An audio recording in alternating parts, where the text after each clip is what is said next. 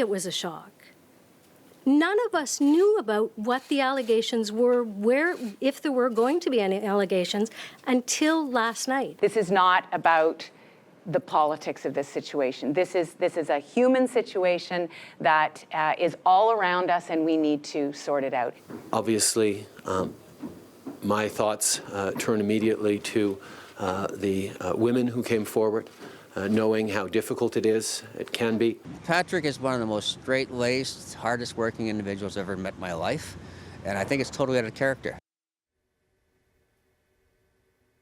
I spoke to one of the women alleging misconduct by Brown when she was 19 years old. He was a federal MP and she worked at his constituency office. One night they were at an event at a bar in Barrie. Brown doesn't drink, but she says a friend of his gave her free drinks. She ended up drunk at his home, where she alleges Brown started to kiss her. She was unresponsive, didn't want it, so he eventually stopped and she asked to be taken home. She told no one at first and returned to her job. Nothing physical happened again, but she says Brown continued to make suggestive comments and offered to take her on a work trip to India. Clearly, Brown's situation looks bleak, but for his party, the timing is also problematic. Ontario is just 4 months away from a provincial election, and as Ron Charles explains, the Tories seemed to have the momentum before all this went down, but now, chaos. Barrie, Ontario is where Patrick Brown got his start in politics as a city councillor at the age of 22. In the 18 years since then, people here have gotten to know him. Many of them woke up today in shock. I've been out with him, I've met him. He was always very pleasant, very respectful. He's a dedicated politician, obviously. He's done it all his life. And it's really too bad. The timing is kind of brutal. Brutal for the party that many believed would finally defeat the Liberals after 14 years in June's fast-approaching provincial election.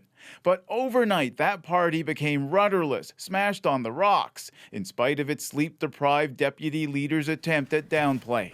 Was last night a hiccup? Absolutely. But we are going to move forward. Some people would say that was more than a hiccup. Fair enough. She later apologized, saying the hiccup line was not an attempt to diminish the gravity of the women's allegations. On a day when words can easily come across as insensitive, other provincial party leaders tried to avoid politics altogether. Whether the election happens in June or some other time, really, I don't think that's germane to this issue. We're going to go ahead and we will, the political fallout will be what the political fallout will be. This is not about me, and it's not about my campaign. This is about women coming forward and calling out behaviour that they experienced. But that campaign is looming, and the Tories are trying to figure out if there's enough time to pick a permanent new leader.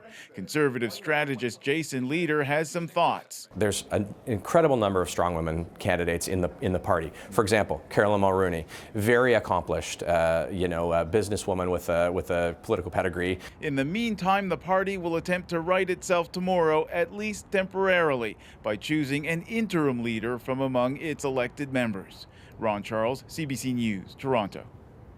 Here's a reminder of last night on this program as well, how quickly Brown's political fortune just seemed to collapse. It started with a news conference hastily called at a strange hour.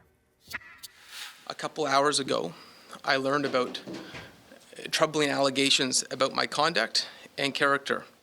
Visibly shaken, he denied the allegations, swore to fight them off and to stay on as leader. His retreat from any questions looked bad. 3 key members of his campaign team quit in unison. They had advised Brown to step down, they said, and his refusal meant they had to leave. Conservative caucus held an urgent conference call. Brown was part of that conversation. Not long after, Brown resigned as leader, but not as an MPP. The news cycle's moving quickly. Catherine Cullen spent the day at the Federal Conservative Caucus retreat. Remember, Brown, of course, was an MP in that party for 9 years. Catherine, what has been some of the reaction from his former colleagues today?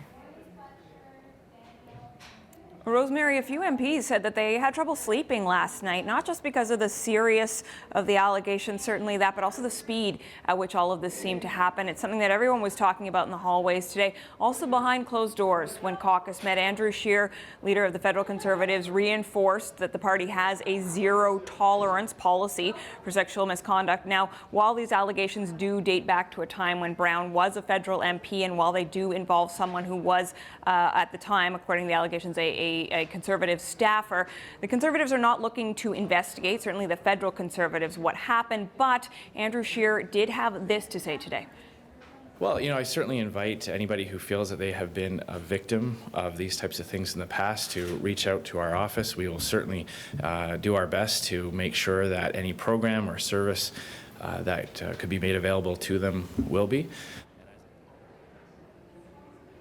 Andrew Scheer also refers to this as the allegations of misconduct in general as a scourge that crossed party lines. Something else, though, that a lot of people were talking about is who might replace Patrick Brown as the leader of the Ontario PCs. One person who spoke very passionately about this whole situation today, a name that is coming up a lot, MP Lisa Raitt. How could you not listen to the testimony that those two women gave last night and not maybe flash back to something that may have happened to you in the past? I mean, that's the whole thing about the Me Too movement that's happening. So that's why it's so important for me, Catherine, that people understand if they have an issue and they're in this political work, I don't care what party they are, because it happens across all parties. They know that they can come to me and I'm there to help.